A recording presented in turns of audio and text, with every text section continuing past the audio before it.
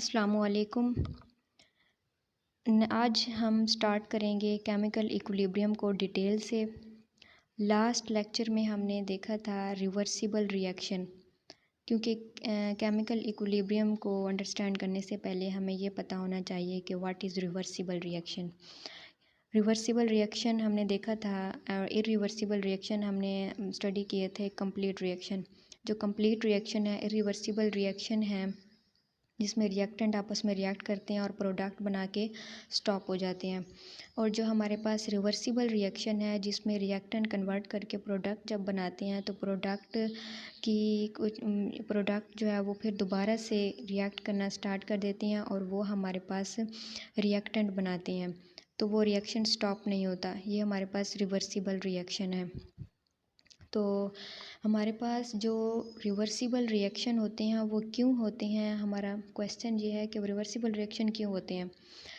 हमारे पास कुछ जो है वो प्रोडक्ट की करैक्टरिस्टिक ऐसी होती हैं, जो हमारे पास प्रोडक्ट बनते हैं उनकी प्रॉपर्टीज़ कुछ ऐसी होती हैं कि वो रिएक्टिव होते हैं, तो वो जो है वो आपस में रिएक्ट करना स्टार्ट कर देते हैं। तो इस तरह जो है वो रिएक्ट करते हैं और वो जो है वो रिएक्शन जो है वो रिवर्स रिएक्शन चला देते हैं और वो रिएक्टेंट में कन्वर्ट हो जाते हैं।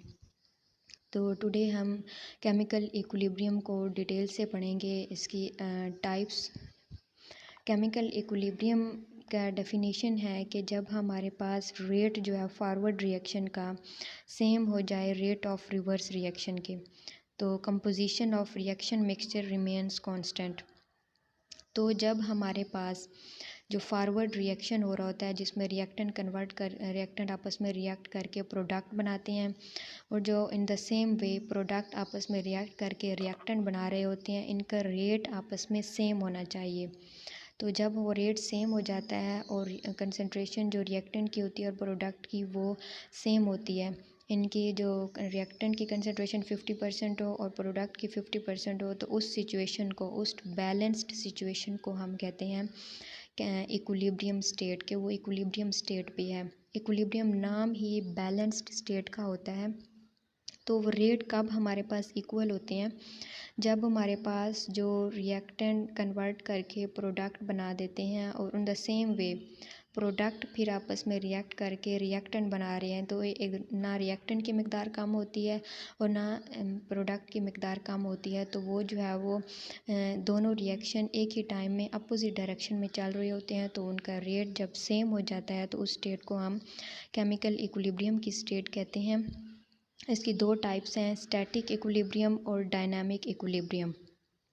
स्टैटिक इक्विलिब्रियम, स्टैटिक मीन होता है स्टेशनरी फेज़, मतलब एक साकन चीज़ स्टॉप हो चुकी होती है। तो स्टैटिक इक्विलिब्रियम जो होती है वो जो है वो इरिवर्सिबल कंप्लीट रिएक्शन में जब हमारे पास रिएक्टेंट आपस में रिएक्ट करके प्रोडक्ट बना देते हैं और फिर स्टॉप हो जाते हैं, रिएक्शन जो है वो मज़ीद नहीं होता हमारे पास, तो वो जो स्टॉप हो जाता है रिएक्शन, तो उस स्टेट को हम स्टैटिक इक्विलिब्रियम की स्टेट कहते हैं। एक सेकंड चीज़ जो स्टॉप हो जाती है, जो एक जगह पे खड़ी है, तो वो हमारे पास स्टैटिक इक्विलिब्रियम कहलाती है। जिसमें ये एग्जांपल भी दी हुई है कि जब एक बिल्डिंग जिसके जो है वो फोर्सेस, बैलेंस्ड फोर्सेस जिस पे लग रही हों, वो बिल्डिंग जो है वो गिरती नहीं है, एक जगह पे खड़ी है, स्टॉप हो चुकी है, साकिन है, तो वो हमारे पास स्टैटिक इक्विलिब्रियम में है। तो यह भी कहा जाता है कि अगर हमारे पास किसी भी चीज़ पे ऊपर और नीचे फोर्सेस लग रही हैं और वो फोर्सेस सेम है, तो एक दूसरे के इफ़ेक्ट को कैंसिल कर देती हैं, तो वो हमारे पास एक स्टैटिक इक्विलिब्रियम है, जिसमें जब हमारे पास रिएक्शन स्टॉप हो चुका होता है इरिवर्सिबल रिएक्शंस में। डायनामिक इक्विलिब्रियम तब होता है जब डायनामिक इक्विलिब्रियम रिवर्सिबल रिएक्शन में होता है, जिसमें हमारे पास रेट जो होता है फॉरवर्ड रिएक्शन का इक्वल हो जाए रिवर्स रिएक्शन के, तो हमारे पास तब जो इक्विलिब्रियम इस्टेब्लिश होता है वो हमारे पास होता है डायनामिक इक्विलिब्रियम में।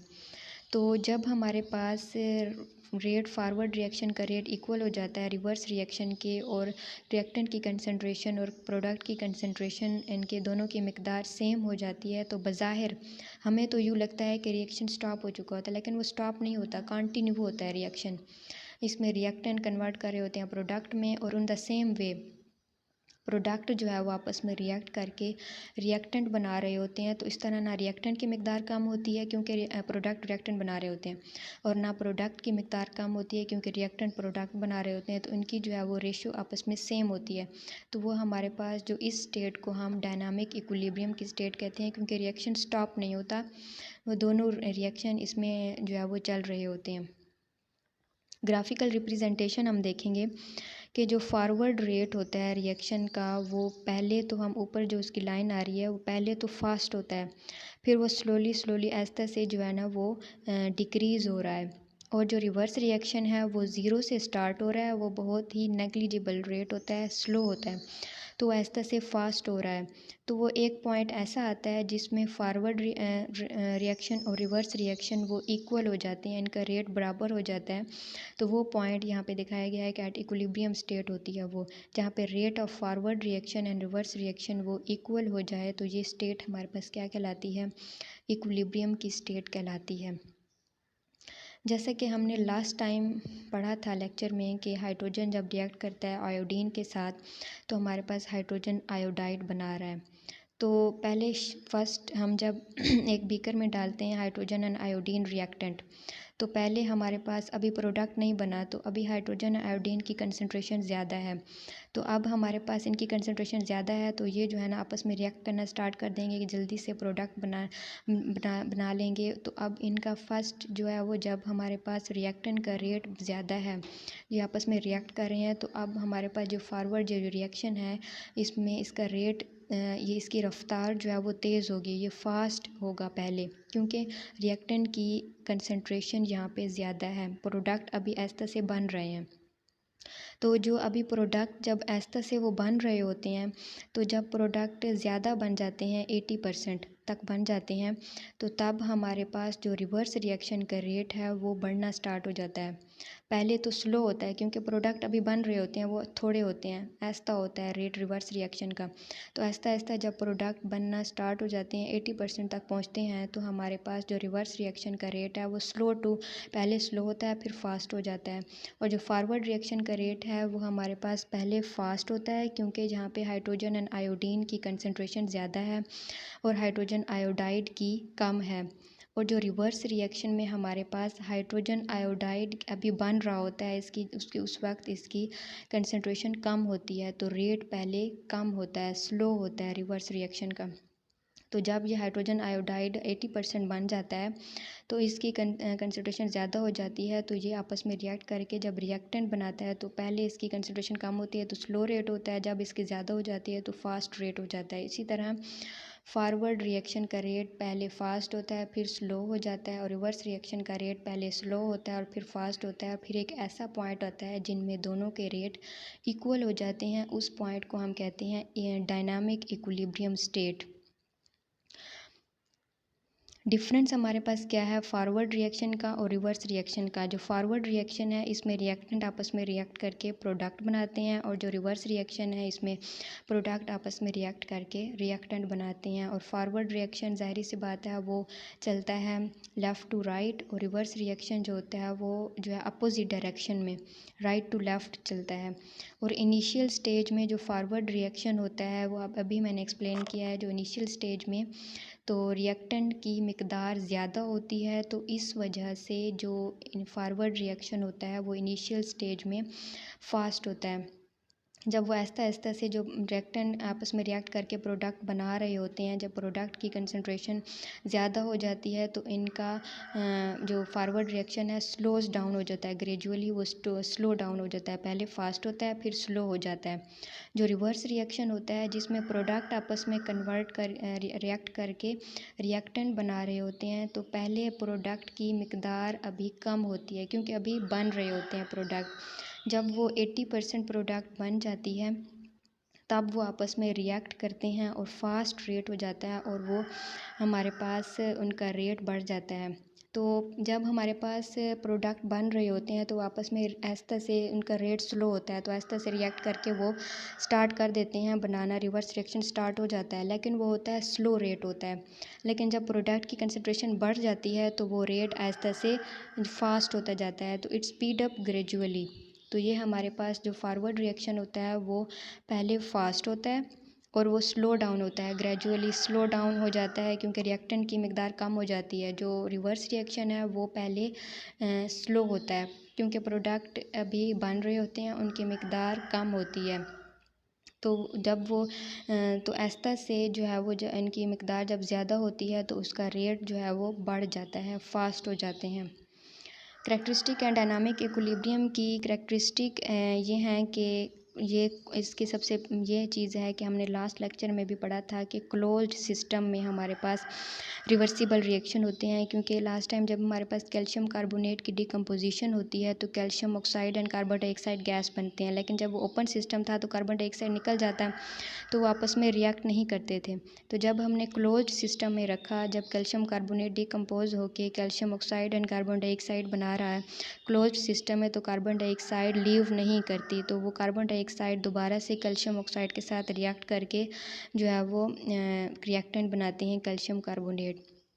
तो डायनामिक इक्विलिब्रियम जो है वो अचीवेबल होता है इन क्लोज्ड सिस्टम में। और इसके अलावा डायनामिक इक्विलिब्रियम में रिएक्शन स्टॉप नहीं होता, उसमें फारवर्ड रिएक्शन का रेट इक्वल हो जाता है रिवर्स रिएक्शन के रेट के, और ये जो है वो कंटिन्यू रहता है रिएक्शन। जो इरिवर्सिबल रिएक्शन है, कंप्लीट रिएक्शन है जिसमें रिएक्टेंट आपस में रिएक्ट करके प्रोडक्ट बनाते हैं तो रिएक्शन स्टॉप हो जाता है, तो वो जो है वो स्टैटिक इक्विलिब्रियम जो है वो इरिवर्सिबल रिएक्शन में होती है। डायनामिक इक्विलिब्रियम जो है वो जिसमें जो रिवर्सिबल रिएक्शन में होता है, जिसमें रिवर्स रिएक्शन का रेट इक्वल होता है फॉरवर्ड रिएक्शन के रेट के। तो इक्विलिब्रियम स्टेट में जो कंसंट्रेशन होती है रिएक्टेंट और प्रोडक्ट की वो चेंज नहीं होती, वो सेम होती है, क्योंकि फॉरवर्ड रिएक्शन का रेट इक्वल होता है रिवर्स रिएक्शन के रेट में। और डायनामिक इक्विलिब्रियम में इसको फिज़िकल प्रॉपर्टीज़ जो होती हैं, कलर और डेंसिटी, रिएक्टेंट एंड प्रोडक्ट की कलर या डेंसिटी में उनका कोई जो है वो इस पर इफ़ेक्ट नहीं आता इक्विलिब्रियम का, कि कोई उन पर जो है वो इफ़ेक्ट वो जो है वो उन पर कोई इसका असर नहीं होता, वो सेम रहते हैं, फ़िज़िकल प्रॉपर्टीज़ पे कोई असर नहीं होता। तो आज तक के लिए इतना ही काफ़ी है। तो आज हमने केमिकल इक्विलिब्रियम की टाइप्स को देखा, डायनामिक इक्विलिब्रियम और स्टैटिक इक्विलिब्रियम। और डायनामिक इक्विलिब्रियम होता है रिवर्सिबल रिएक्शन में, और स्टैटिक इक्विलिब्रियम होता है इरिवर्सिबल रिएक्शन में जिसमें रिएक्शन स्टॉप हो जाता है, और वो स्टैटिक इक्विलिब्रियम। और डायनामिक इक्विलिब्रियम तब होता है जब हमारे पास फॉरवर्ड रिएक्शन का रेट इक्वल हो जाए रिवर्स रिएक्शन के रेट के। और फिर हमने देखा कि जो फॉरवर्ड रिएक्शन होता है वो पहले तो फास्ट होता है, क्योंकि हमने कंसंट्रेशन जो रिएक्टेंट की डाली होती है वो पहले ज़्यादा होती है, तो वो ऐसा से स्लो डाउन हो जाता है क्योंकि रिएक्टेंट की मिकदार जो होती है ना वो कम हो जाती है। और जो रिवर्स रिएक्शन का रेट होता है वो पहले तो स्लो होता है, क्योंकि प्रोडक्ट की जो कंसंट्रेशन होती है वो पहले कम होती है, क्योंकि प्रोडक्ट अभी बन रहे होते हैं। तो ऐसा से जब प्रोडक्ट बन जाते हैं बहुत सारे, तो उनकी उसका जो रिवर्स रिएक्शन का रेट है वो ऐसा से फास्ट होना शुरू हो जाता है। तो डायनामिक इक्विलिब्रियम की करैक्टरिस्टिक हमने देखी है एंड पे। तो नेक्स्ट इंशाल्लाह हम लॉ ऑफ मास एक्शन पढ़ेंगे। अल्लाह हाफिज़।